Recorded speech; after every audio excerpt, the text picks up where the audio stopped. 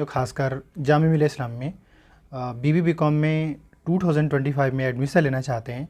आज के इस वीडियो में हम आपको जामिया में बी कॉम में अगर आपको एडमिशन लेना है तो किस तरीके से तैयारी करें, क्या आपका स्ट्रैटेजी हो, book list, sources, syllabus, exam pattern, eligibility criteria, कुछ बेसिक डिटेल, क्योंकि जाहिर सी बात है आप जामिया में बी कॉम BBA के अंदर या बी कॉम ऑनर्स के अंदर अगर आप एडमिशन लेना चाहते हैं तो इससे पहले कि आप तैयारी करें, तैयारी करने से पहले कुछ बेसिक चीज़ें हैं जिसके बारे में आपको जानना बेहद ज़रूरी है। आप स्क्रीन पे दिख रहा होगा Jamia Millia Islamia B com regular versus self finance. तो मैं डिटेल में आपको एक्सप्लेन करने की कोशिश करूंगा। वीडियो एंड तक देखिएगा क्योंकि ये वीडियो काफ़ी हेल्पफुल होने वाला है और अल्टीमेटली आपको बहुत ज़्यादा हेल्प करने वाला होगा। आपको यूँ समझ लीजिए कि जामिया के BBA BCom के बारे में डिटेल में आइडिया लग जाएगा।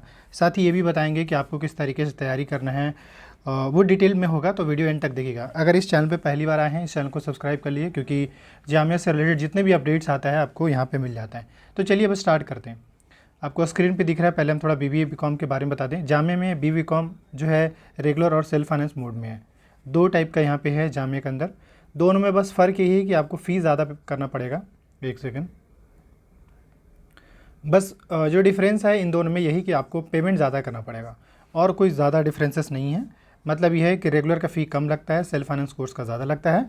बाकी जो सर्टिफिकेट मिलेंगे वो सेम रहेगा, जो फैसिलिटी मिलेगा वो सारे जैसे रेगुलर वालों को मिलता है वही आपको भी मिलेगा। इसके अलावा बात करें तो जो आपका डिग्री का सर्टिफिकेट होगा वो भी सेम ही रहेगा, कोई अलग नहीं है। ऐसा नहीं हो कि हाँ भाई जो आपको डिग्री मिला उसमें सेल्फ फाइनेंस लिखा रहेगा, जो रेगुलर वालों उनका रेगुलर लिखा, ऐसा बिल्कुल नहीं रहता है। तो यानी कि कोर्स रिलेटेड आपको आइडिया लग चुका है। यहाँ पे BBA BCom दोनों है, along with BA honours economic भी है। तो BA ऑनर्स इकोनॉमिक्स का जामिया में क्या सीन है कि अब ये CUET के थ्रू इसमें एडमिशन होता है, यानी इसमें जो एडमिशन होता है वो CUET के थ्रू। तो ये बेसिक डिटेल थोड़ा सा मैंने बता दिया। और अगर बाय द वे कोई स्टूडेंट इकोनॉमिक्स में एडमिशन लेना चाहते हैं तो अगर कोई स्टूडेंट एडमिशन लेना चाहते हैं तो सिंपल सी बात है कि आपको उसके लिए CUET का एंट्रेंस देना पड़ेगा और उसमें जो डोमेन सब्जेक्ट होगा आपका वो इकोनॉमिक्स होगा, यानी सिर्फ इकोनॉमिक्स के बेस पे आप जामिया के BA ऑनर्स इकोनॉमिक्स में एडमिशन ले सकते हैं। तो चलिए आगे स्टार्ट करते हैं, आते हैं सेकंड स्लाइड पे। सबसे पहले थोड़ा सा इंपॉर्टेंट्स डेट्स जो वो बता दें। जाहिर सी बात है आप 2025 में एडमिशन लेना चाहते हैं तो सबसे पहले जान जाइए कि जामिया का जो फॉर्म आता है उससे पहले प्रोस्पेक्टस रिलीज़ किया जाता है, यानी गाइड रिलीज़ किया जाता है और गाइड में सारे डिटेल मेंशन होता है। तो रहा सवाल फॉर्म को लेकर, आपके फॉर्म जो है ठीक हर साल लास्ट फ़ेब या मिड फ़ेब के आसपास में आता है। तो हमने उसी हिसाब से फ़ेब एक्सपेक्टेड रखा, ये एक्सपेक्टेड शेड्यूल है। और एप्लीकेशन फॉर्म सेम डेट में ही आ जाता है, यानी जिस दिन आपके गाइड आएंगे, जिस दिन आपका प्रोस्पेक्टस आएगा उसी दिन आपके फॉर्म आ जाता है और एटलीस्ट 1 मंथ का टाइम मिलता है फॉर्म अप्लाई करने का। जैसे मान लीजिए अगर 25 के फॉर्म आता है तो मान लीजिए 30 मार्च तक लास्ट डेट रहेगा या 20 मार्च तक लास्ट डेट रहेगा फॉर्म अप्लाई करने का। इसके अलावा जब आप फॉर्म अप्लाई कर देंगे उसके बाद आपका एंट्रेंस होगा। एंट्रेंस का डेट भी साथ में अनाउंस कर दिया जाता है, नहीं जब फॉर्म आता है तो साथ में एंट्रेंस का डेट भी आ जाता है। और एंट्रेंस कहेंगे कब तक होगा तो फुली मिड मई या लास्ट मई या मई के फर्स्ट वीक में, यानी मई के आसपास में आपका एंट्रेंस एग्ज़ाम होगा। लेकिन एग्ज़ाम होने से पहले आपका एडमिट कार्ड आएगा और वो जो एडमिट कार्ड आता है वो एंट्रेंस के 1 वीक पहले आता है। तो यानी कि आपको फॉर्म्स के बारे में, एंट्रेंस के बारे में और एडमिट कार्ड के बारे में भी आइडिया लग चुका है कि कब तक फॉर्म आएंगे। बाकी यह है कि फॉर्म सिर्फ और सिर्फ आपका ऑनलाइन फिल होगा, कोई ऑफलाइन फॉर्म फिल नहीं होगा। कोई ऑफलाइन फॉर्म जो है नहीं फिल कराया जाता, ऑनलाइन ही फॉर्म इनके फिल कराए जाते हैं।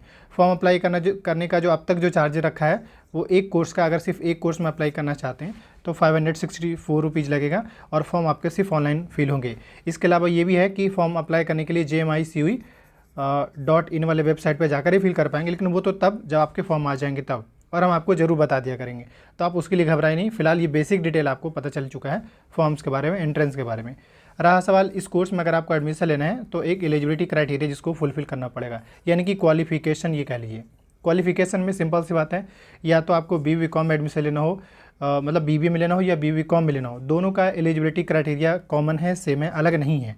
इसका ये मतलब है कि आपके पास 12th होना चाहिए, 12th पास आउट हैं या 12th में इस बार बोर्ड एग्ज़ाम, यानी ये है कि 2025 के अप्रैल तक, मान लीजिए अप्रैल तक या मार्च तक आपका 12th पास आउट हो जाते हैं, या आप 12th में हैं, ये 12th पास आउट हो चुके हैं, तो आप इस फॉर्म को अप्लाई कर सकते हैं BBA में एडमिशन के लिए। यानी 12th पास आउट स्टूडेंट जिनका 12th में 50% होना चाहिए और वो किसी भी बैकग्राउंड से हो सकते हैं, यानी कि साइंस बैकग्राउंड, आर्ट्स या कॉमर्स, किसी भी बैकग्राउंड से आप जामिया में BCom में एडमिशन लेने के लिए फॉर्म अप्लाई कर सकते हैं।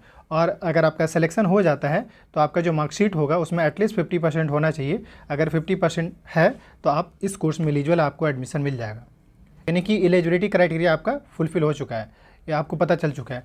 नॉर्मली आज के टाइम में कोई भी स्टूडेंट कम से कम 60 प्लस तो लाते ही लाते हैं, या 70%, तो उस हिसाब से देखा है तो आप तो एलिजिबल हैं ही। अच्छा, ये जो मार्क्स जो है ये बेसिकली एडमिशन के लिए, कि कम से कम आपको इतना मार्क्स लाना होगा तभी आपको एडमिशन मिलेगा। अगर इतना मार्क्स नहीं लाते ना और एंट्रेंस क्वालिफाई कर जाते हैं तो भी आपको एडमिशन नहीं मिलेगा, एडमिशन कैंसिल हो जाएगा। तो ध्यान रखने वाली बात यह है कि एक बार देख लीजिए। खैर, अब आते हैं नेक्स्ट पॉइंट पे।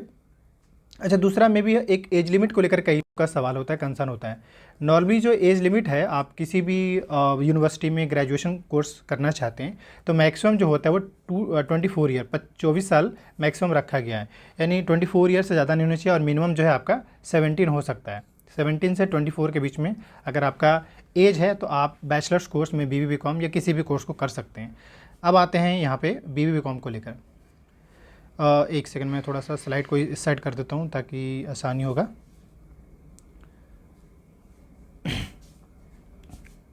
तो अब नेक्स्ट अगर हम बात करें, जैसे मैंने पहले ही बोला था कि यहाँ पे रेगुलर और सेल्फ फाइनेंस दोनों मोड का चलता है। और याद रखिए, जब से CUT लागू हुआ है, या CUT बल्कि नहीं बल्कि NP जब से लागू हुआ है, NP लागू होने के बाद ऐसा हुआ है कि अब ये जो कोर्स है ये 4 साल का हो गया है। कितने साल का? 4 ईयर का कोर्स हो चुका है ये।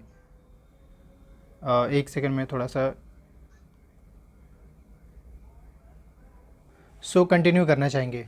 अगर हम BBA के अंदर सीट्स के बारे में बात करें जामे में, तो इसमें भी सीट्स बढ़ गया है, 55 के आसपास है। मतलब 55 के आसपास BB में और BCom में भी 55 के आसपास है। हाँ, अब सेल्फ फाइनेंस है तो सेल्फ फाइनेंस में वो सीट से डबल हो जाएंगे। BBA का जो फ़ी स्ट्रक्चर है वो आप देख सकते हैं कि 13,000 पर ईयर है, 1 साल का फ़ी है। और अगर 4 साल ये चलता है तो जाहिर सी बात है उसको 4 से मल्टीप्लाई कर लीजिए। वही BCom के बारे में बात करें तो देख सकते हैं यहाँ पे 28,000 है फ़ी यहाँ पे सेल्फ फाइनेंस वालों का। तो ये फ़ी स्ट्रक्चर है। BComs में रेगुलर वालों का फ़ी कम है। और मैं फिर से बता दूं, जो सेल्फ फाइनेंस जो कोर्स लाया गया वो BCom के अंदर लाया गया है, BBA के अंदर सेल्फ फाइनेंस कोर्स नहीं लाया गया है। मैं फिर से बता दूं कि जो सेल्फ फाइनेंस जो कोर्स आया है वो BComs के अंदर आया है, BBA के अंदर BComs के अंदर सिर्फ आया। आप देख सकते हैं यहाँ पे हमने फ़ी स्ट्रक्चर बता दिया है। तो यहाँ पर आपको एज लिमिट के बारे में आइडिया दे दिया, सीट्स के बारे में दे दिया, फ़ी स्ट्रक्चर के बारे में दे दिया, और कौन सा कोर्स रेगुलर मोड में, कौन सा सेल्फ फाइनेंस मोड में, आपको इसके बारे में भी मैंने आपको बता दिया।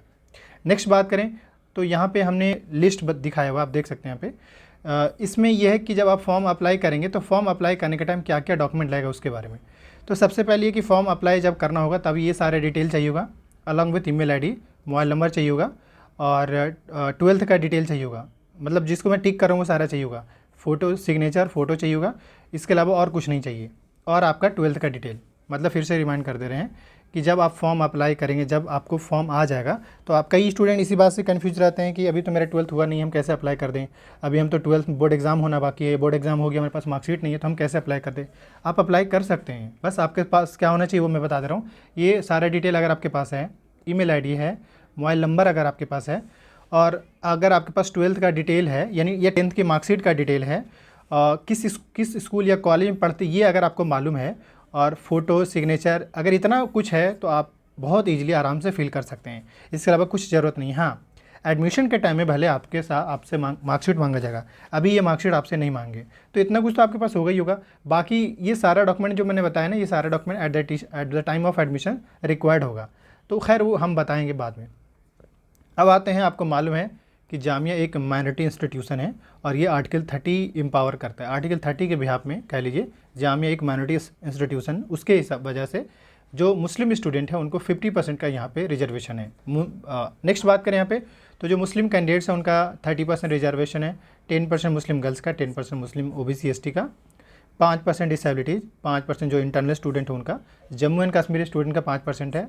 स्पोर्ट्स कैटेगरी वालों को भी यहाँ पे सीट्स रिजर्व है। अगेन जो NCC या NSS की हो उनको भी यहाँ पे रिजर्वेशन मिलता है। अलॉन्ग विथ देखा जाए तो 50% जो सीट्स है वो मुस्लिम स्टूडेंट के रिजर्व है, और बाकी जो सीट्स 50% बच गया वो ओवरऑल सब आ जाते हैं, जिसमें जनरल, मुस्लिम, नॉन मुस्लिम सब हो जाते हैं। अब अगर हम नेक्स्ट स्लाइड पे चलते हैं, यानी यहाँ पे आपको रिजर्वेशन पॉलिसीज़ के बारे में पता चल गया। नेक्स्ट बात करें यहाँ पे, तो अब चलते हैं नेक्स्ट स्लाइड पे।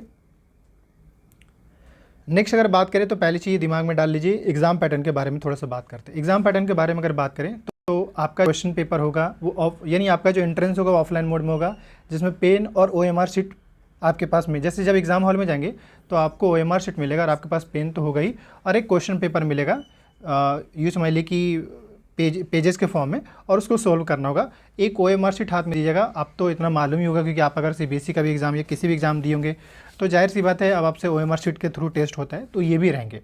अलॉन्ग विथ ये है कि फैसिलिटी के तौर पे, या फिर मैं फिर से समझा दे रहा हूँ, देखिए एग्ज़ाम हॉल में जाएंगे तो आपको एक क्वेश्चन पेपर मिलेगा, और एग्ज़ाम आपका होगा कहाँ, तो दिल्ली में होगा, इसका सेंटर दिल्ली में ही रहता है। नेक्स्ट बात करें यहाँ पे, मैं आपको थोड़ा फैसिलिटीज़ के बारे में बताना चाहूँगा।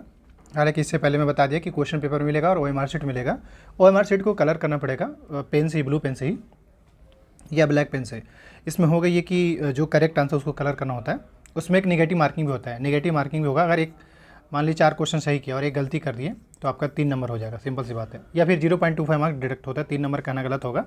खैर, तो फैसिलिटी क्या क्या मिलेगा अगर आपको जामे में एडमिशन मिलता है, तो एक तो हॉस्टल हो गया, NCC ज्वाइन कर सकते हैं जिसमें आपको 5% का रिजर्वेशन मिलता है गवर्नमेंट जॉब में। NSS अगर करते हैं 2% का। लाइब्रेरी जो कि फ्री ऑफ कॉस्ट है। स्पोर्ट्स कॉम्प्लेक्स है। अब उस स्पोर्ट्स कॉम्प्लेक्स के अंदर कई सारे लाइक गेम का सीन है, जैसे कि आप बात करें तो चाहे वो क्रिकेट हो, फुटबॉल हो या वॉलीबॉल हो, आप गेम एक कोई भी गेम आप वहाँ पे प्ले कर सकते हैं, खेल सकते हैं। क्वेश्चन पेपर आपका इंग्लिश मोड में रहेगा, नेगेटिव मार्किंग रहेगा, और OMR बेस्ड आपका एंट्रेंस होगा। कोई ऑनलाइन टेस्ट नहीं होगा। जिस तरीके से NTA जो है ऑनलाइन टेस्ट कंडक्ट कराता है, ऐसा कोई सीन नहीं। अच्छा, इसका एंट्रेंस भी जामिया खुद ही अपना कंडक्ट कराता है, यानी कि BB BCom का एंट्रेंस जो है जामिया खुद ही एंट्रेंस कंडक्ट कराता है, इस बात का ध्यान रखिएगा। तो इतने सारे डिटेल जो है मैंने आपको शेयर कर दिया, जैसे तैयारी कैसे। अब हम एक लास्ट पॉइंट जो तैयारी कैसे करना उस पर आ जाते हैं ना, क्योंकि वो चीज़ छूट गया है। देखिए प्रिपरेशन कैसे करना, अगर इस पर अगर बात करी जाए तो कुछ चीज़ें हैं जो मैं आपको कहना चाहूँगा। देखिए सबसे पहले तो ये है कि आपके पास सिलेबस होना बहुत इंपॉर्टेंट है, और इन्होंने सिलेबस चेंज भी कर दिया है। तो ये सिलेबस आप जाकर जामिया के वेबसाइट से जाकर डाउनलोड कर लीजिए। प्रीवियस ईयर का पेपर एसेस कर लीजिए, क्योंकि वही एक पेपर जैसे आइडिया लगेगा। आप क्या करना है कि प्रीवियस ईयर पेपर से नंबर ऑफ टॉपिक रेडी कर लीजिएगा, और सिलेबस से आप क्या क्या टॉपिक पढ़ने वो पता चल जाए, क्योंकि इस बार इनका जो सिलेबस है वो डिटेल में है। तो वो सिलेबस और PYQ के हिसाब से आप तैयारी करेंगे।